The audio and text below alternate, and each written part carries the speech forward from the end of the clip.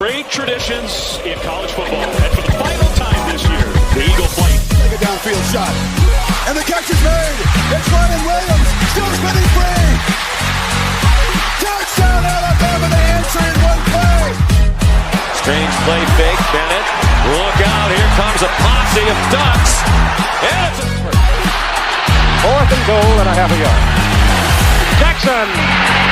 Touchdown.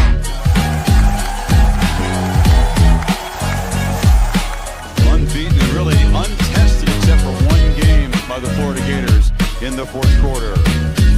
Saban and the Tide on.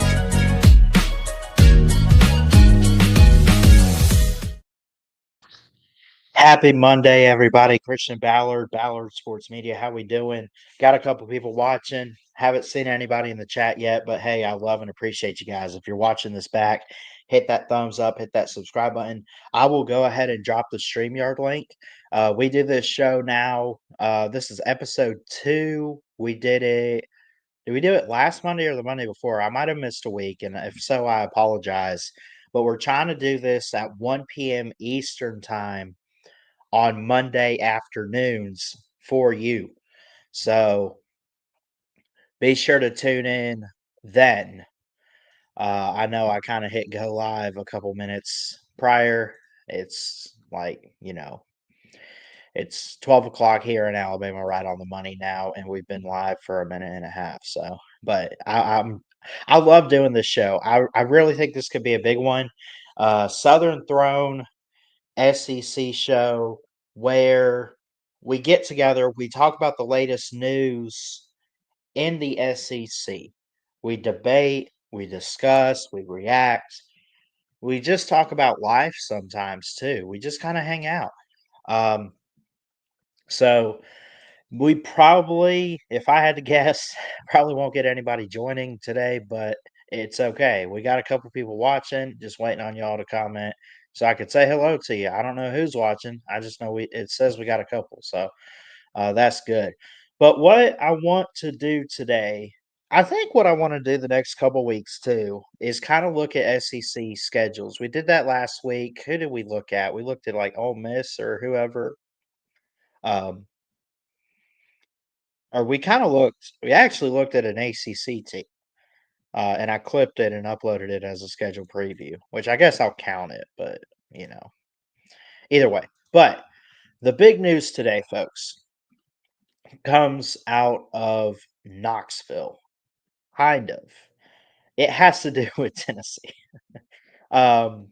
I'm going to share the article. I haven't really read into it too much, but I do kind of want to read it, and I'm kind of reading this for the first time myself.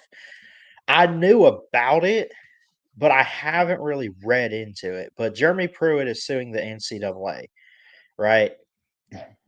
Look at this headline here. Hold on. Let me full screen this. Jeremy Pruitt sues NCAA. Ex-Tennessee coach alleges he was a sacrificial lamb, claims $100 million in lost wages. This is per CBS Sports from Will Backus.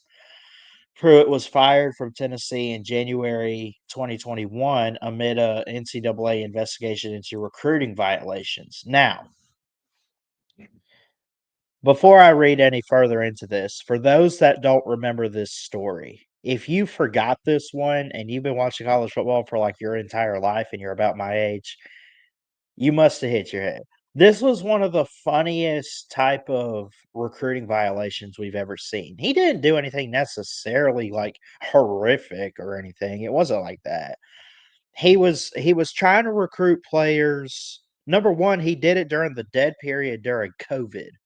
Number two, he was trying to pay the players to come to Tennessee. And number three, this is the funny part.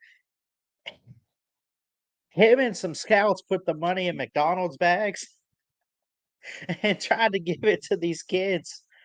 Oh my gosh. That's what was so fun. That's what made it hilarious, was how they did it. Anyway, let's read this. Former Tennessee coach Jeremy Pruitt filed a lawsuit against the NCAA on Thursday, claiming that the association conspired with the University of Tennessee and other parties to make Pruitt a sacrificial and an investigation into recruiting violations, according to DeKalb County, Alabama.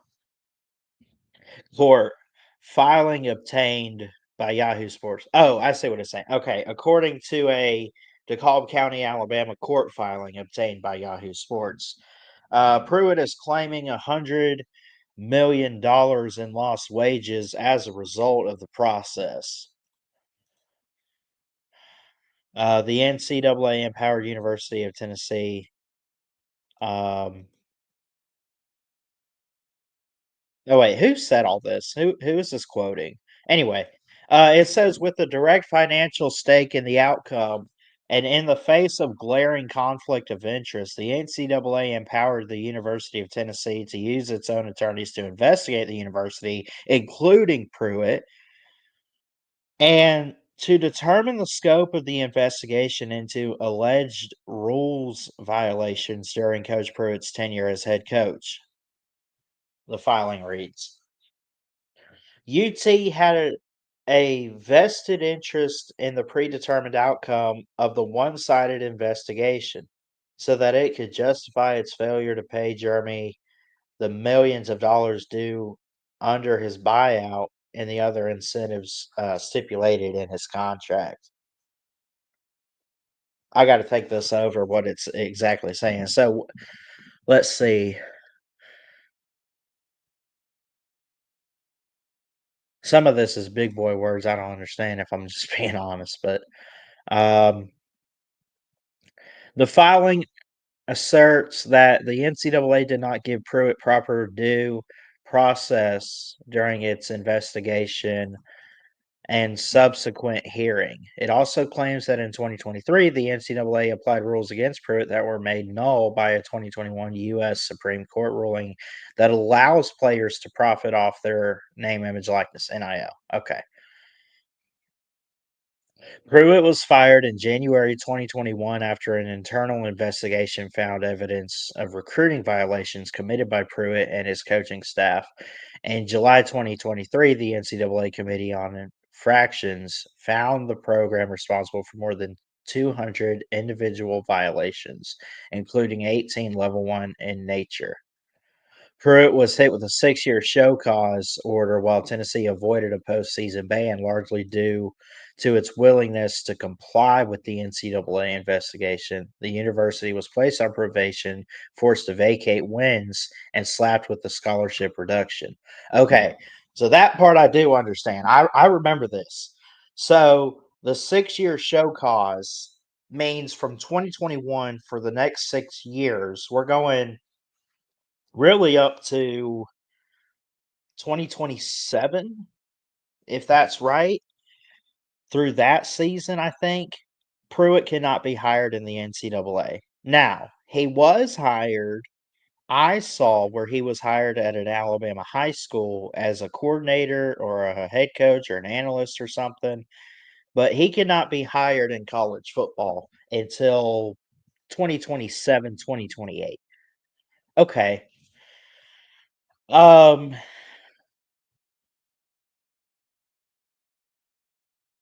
Now, I will credit the School of Tennessee, the university, did comply greatly, like they should have. They fired Pruitt, number one. They were honest. They did everything they needed to do. They were placed on probation. They had to vacate their wins, and they were reduced with scholarships they were allowed to give out to players. Let me put me up here. So let's see. This part is not necessarily news or surprising, but I think this is part of what we're um like what we're just finding out. Because remember when this news broke, and I'll read this in a second. When the news broke that they fired Jeremy Pruitt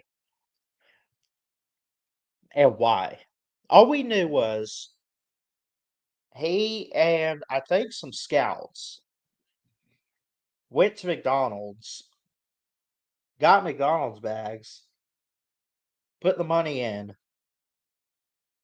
and that's how they were getting the players the money.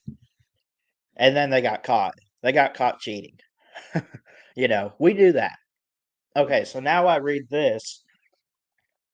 The NCAA's investigation found that two players who later enrolled at Tennessee received direct payment from either Pruitt or his wife, which I don't know her name. His wife was that part I didn't know. I thought it was like scouts or something. I thought, and it might have been, but still, let me drop this link here so y'all can catch up too if y'all want to check out this article from CBS Sports. So it was him and his wife. Let me see. One player's family received $7,600 to pay for down payments on a car and rental property, along with $500 a month for a car payment on at least 25 occasions. Another player's mother told Pruitt that she could not pay for a necessary medical procedure due to existing medical debt. Pruitt gave her $3,000 to use on medical bills and $300 additionally to help pay for gas. Notably, this is still a violation of current NCAA recruiting regulations. So he was like, I mean, it's not like he was doing anything necessarily wrong, but he did this stuff helping out these families, which, like to his credit, like he's helping people out. That's not the issue. He did it, but in exchange for helping pay for a car payment or medical debt, these guys got to come play for me at Tennessee. That's Jeremy Pruitt. That's Jeremy Pruitt. Okay. And that's the end of the article. So he can't be hired until what did we decide? 2027 or so? It's like a 6 year, like from January 2021. It's like 6 years. So not until 2027. And even if they were to drop that, even if that time comes, let me just be real. And I'm not trying to take shots at Jeremy Pruitt, but after the whole Tennessee scandal, even though he's a good defensive analyst and mind and everything he did for Alabama and stuff, he's a great football guru. He really is. Even though he had some losses in 2019, like Georgia State or BYU, whatever. He knows some football, right? Who's going to want to hire this man? He got caught cheating. I don't really know his side of the story. I haven't read into that. I don't know if he denied it, admitted to it. I don't know. But we know what the reports say that we found out about Jeremy Pruitt. He was trying to buy players in more ways than one. And when I say buy player, like he's sliding money all around under the table, and then this stuff comes out. You thought it was over too, didn't you? I bet 99% of you out there looked at this and said, you know what? He put money in McDonald's bags. He tried to buy players and blah, blah, blah, this and that. Now he can't be hired and all this other stuff.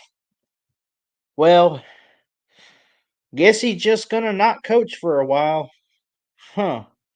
Like, did we think this was over? I did. I'm going to be honest. I did. I did think this was over. I'm like, oh, well, he's on suspension. He's on parole, whatever, or probation. What's the word? Probation? Yeah. Okay. Well, it's not over till it's over. More stuff is coming out. More stuff's coming out. But he's suing the NCAA. He's suing over all of this. Now, let's be honest. Do we know what's true and what's not? Like, we only know what the reports say.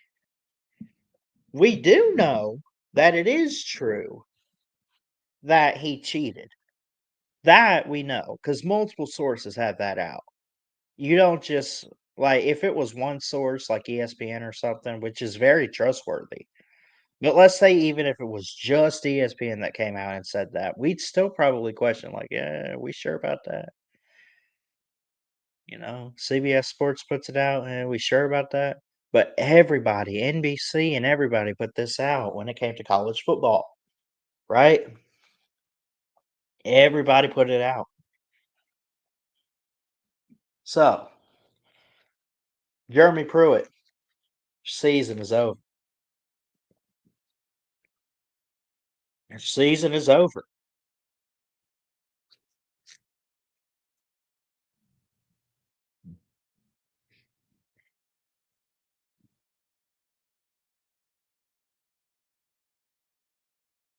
Anyway, what else is new? Alabama lost in basketball. I don't want to hear about it anymore. It was a great season. I'm proud of this squad.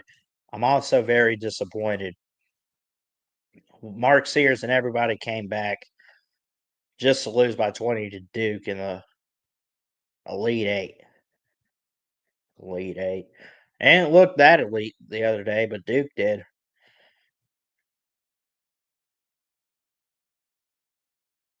Auburn beats Michigan State. Here's your Final Four. Auburn, Florida is a 1-1. Florida favored by 2.5. Duke favored by 4.5 over Houston. That's a 1-1 game. All number one seeds in the Final Four. Who saw this coming? Not me. I mean, it's not surprising, but it's also these teams earn their way here. They're good, and we got the games on Saturday on the 5th, starting on CBS at 5:10 Central with Auburn and Florida. I kind of want to see Auburn win it. Well, kind of, but I also want to see Florida, one of the SEC teams. It'd be cool to see any of these teams win it. Really, Duke. I mean, no more Coach K. Can they still be that team even after he's gone? I think that's possible. Um, with two SEC teams in. We do this show every Monday around 12 o'clock Central Time, 1 o'clock Eastern. I think last time we did it around 2 Eastern, but I changed the time back just because of my schedule and everything. It just kind of works out earlier in the day.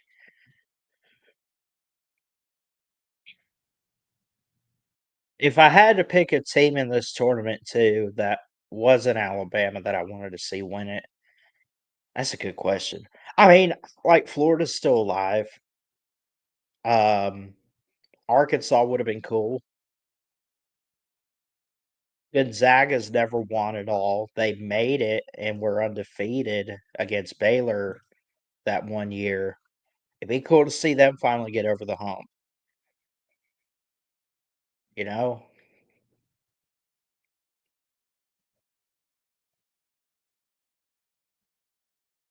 Anyway. And what's up with the women's bracket? Who we got there? UCLA's in the Final Four. South Carolina's in the Final Four. We're still waiting on USC or UConn and Texas TCU. I'll go Texas and UConn. I I don't know. I haven't watched too much of the women's basketball tournament, but I know there's a lot of good teams out there. You never really see Cinderella runs too much. I mean, you saw number 10 Oregon over 7 Vanderbilt. You don't see it in women's like you do men's. It's always the favorites. Like it's no surprise UCLA and South Carolina as one seeds are in the Final Four. It's also no surprise that you have 1 versus 2 in the remaining Elite 8 games. USC UConn, that's USC number 1, UConn number 2, Texas number 1, TCU number 2. It's just weird. It's kind of weird, and in women's basketball. Like you saw a couple upsets in the first round, but that was it. South Dakota State, number 10, beat number 7 Oklahoma State. Um, what were some other upsets here? What did we have? Alabama probably lost, and I don't know. Looks like they beat Green Bay, then they lost to Maryland in double OT in the round of 32.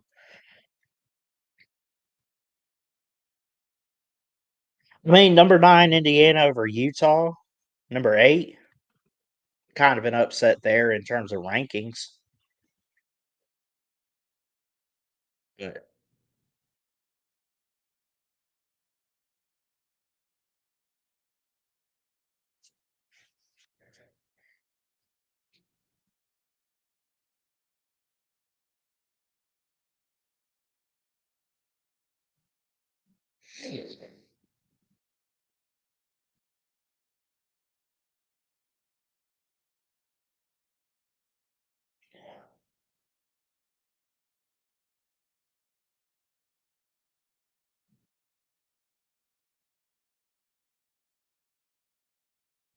let's see what else we'll talk about. I didn't really plan much. I thought we'd get a crowd today, to be honest. I mean, I kind of wanted to talk about the Jeremy Pruitt stuff, obviously, and we did. I've kind of given my thoughts on that one. Next week I'll have to really dive in and see what we can talk about.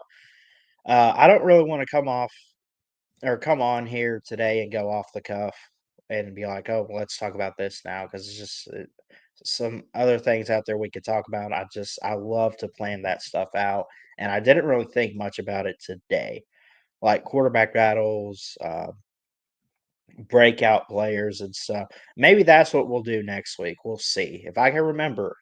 We'll talk breakout players in the SEC. I mean, if you want to come on and talk about it, we can, but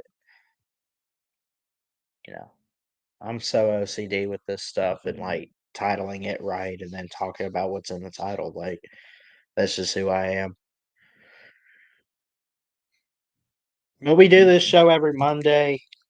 Thanks for watching it back if you did. We usually do it at 2 Eastern. I just kind of went live a little early today. So, um, yeah, there's that.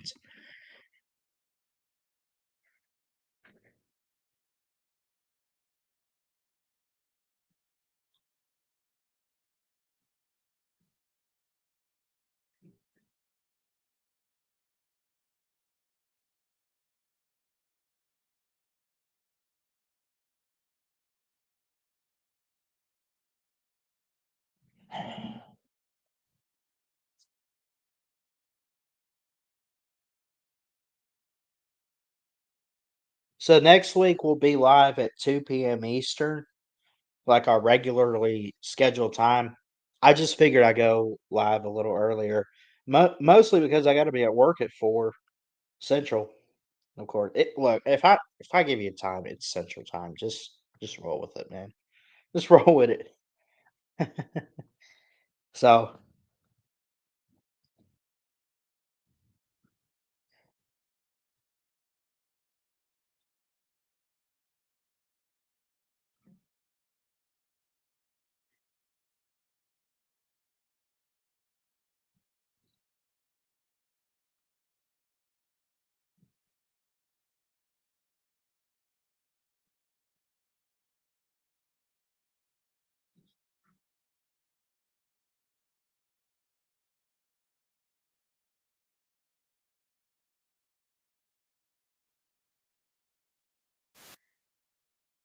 yeah, it's a good song, but I don't know how that popped up. I clicked on shorts, and I clicked home, and then it started playing something. So I don't know if y'all heard that. Uh, so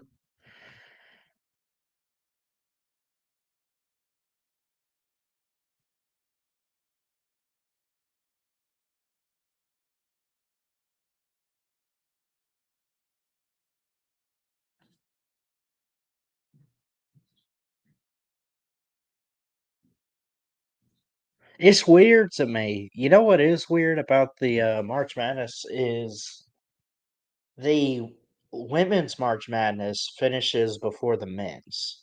That's not the weird part though. But if you notice, like we don't fully well, let me put it this way. Okay, like this weekend was the Elite Eight for both the men's and women's.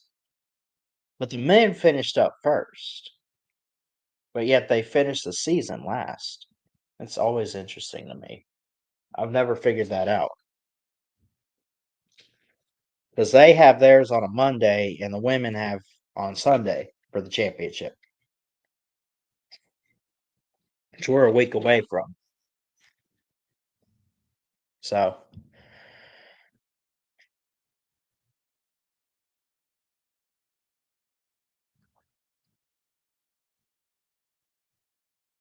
need to do some more mock draft stuff coming up.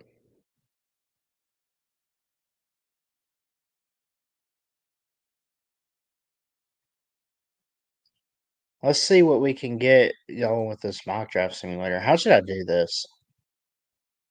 Um, I'll share the screen real quick.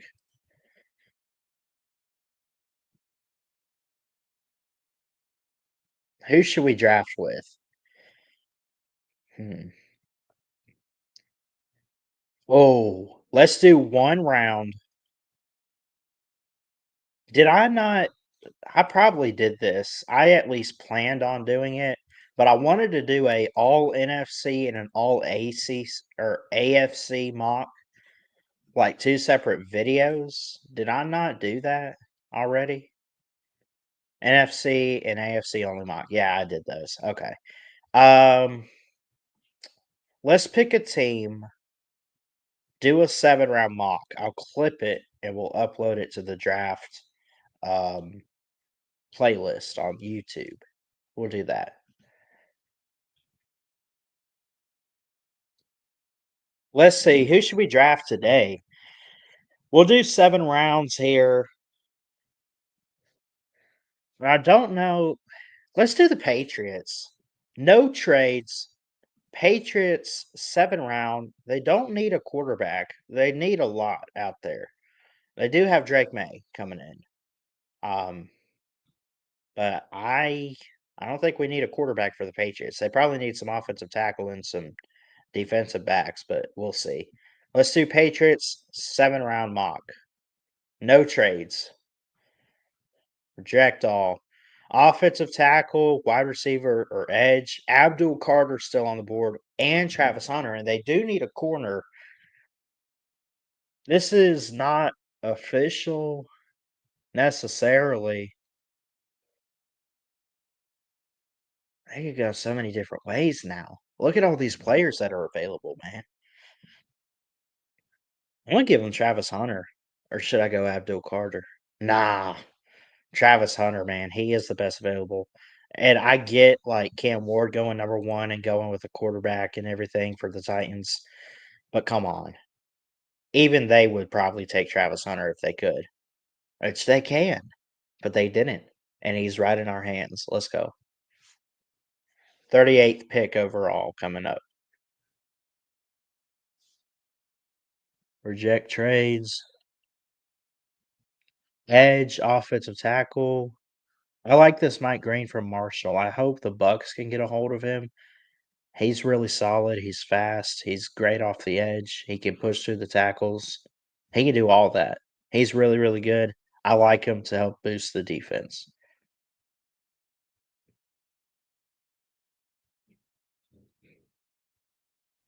69th pick. Need a guard. What did we take so far? We took a corner and an edge. Let's give him a weapon. Let's give him a wide receiver here. We could go Restrepo or Tez Johnson. I don't really know too much about this receiver class. I mean, I know some of these names. Kyron Lacy's really good. Ja'Cory Brooks was okay at Alabama. Brew McCoy, Condre Lambert Smith. Let's hold off on a wide receiver because there's some good ones, but I don't want to take any early. Let's go. We took corner and edge. We'll go tackle. Emory Jones here at 69. He's 70th overall. He's very strong. He's physical. He can push guys around like he wants to, however he wants to, man. He could do it. Let's go. Jet trades, we're at 77. Offensive guard. We took offensive tackle. We need a guard too. I guess we could take Tate Ratledge. I've heard good things on him. I've also heard that he's had some injuries. I could be wrong. Maybe I'm thinking of someone else from Georgia on the line. But he is strong, and he's been one of the more productive guys in the SEC. Let's go.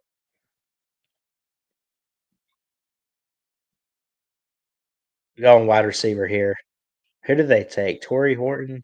Tez Johnson's off the board. All right. This is where I might take Brew McCoy, Lambert Smith, Ja'Cory Brooks, or whoever. Kyron Lacey. I do love Lacey. I do love Kyron Lacey. He's good. Put him with the Pats.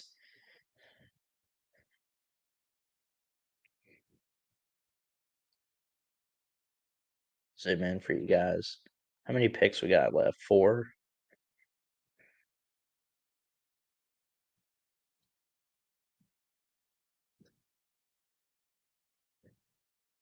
Quinn Ewers hasn't been picked yet. I love Quentin Ewers, but holy cow, how is he still on here? He's day 2 at max, you know? It's day 3 now. Come on. Oh, can we give him a running back? Can we give him a running back? Who do we go with? I like Hunter. I like Jarquez here. I like Jarquez Hunter. I'm having fun with this.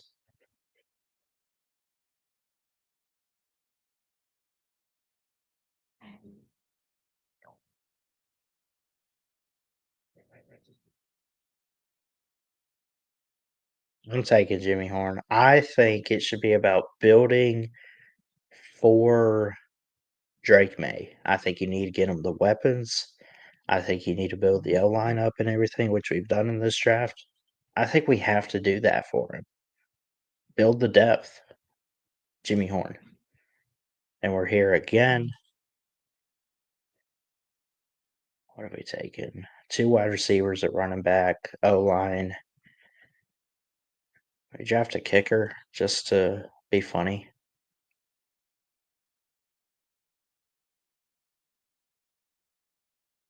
I won't draft a kicker. We've drafted all of our needs. We could go safety here, probably.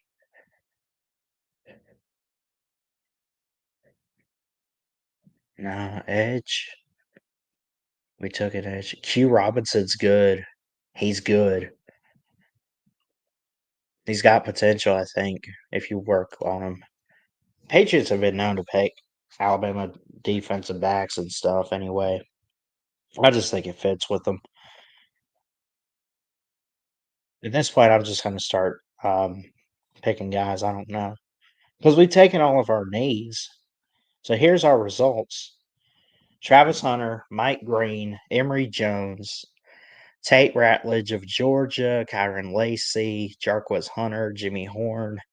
We took 2 wide receivers, 2 edge, a linebacker, a running back, 2 offensive linemen, Travis Hunter, number 4. I mean, this helps. We didn't take a quarterback for the Patriots. Obviously, they got Drake May. We got him a weapon or 2 just to build some depth, get some young guys in there with him. I guess I like this. South Carolina State linebacker Aaron Smith. Aaron Smith, I mean.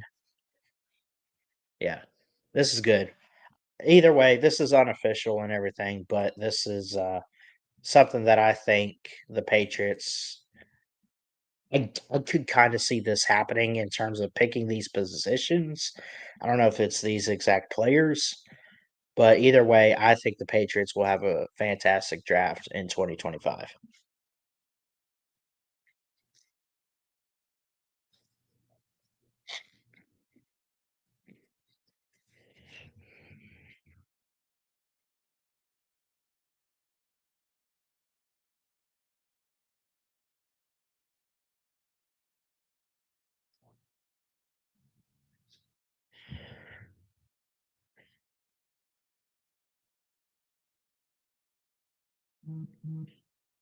Anyway, I think that's going to do it for today's show. Short episode today, not too much of an audience. We'll be back next Monday. Hopefully, it grows. Hopefully, it gets better. And we had a good one last week. We really did. Realistic SEC contenders. Today, we talk about Jeremy Pruitt. Next week, we will talk about. I'm not sure yet. I'm not sure yet. We'll probably next week we'll do some team previews again, maybe Oklahoma or somebody, unless I can find time this week to get them out. But we'll see. Um, but anyway, I love you guys. Jesus loves you. God bless. We'll see you next time here at BSM.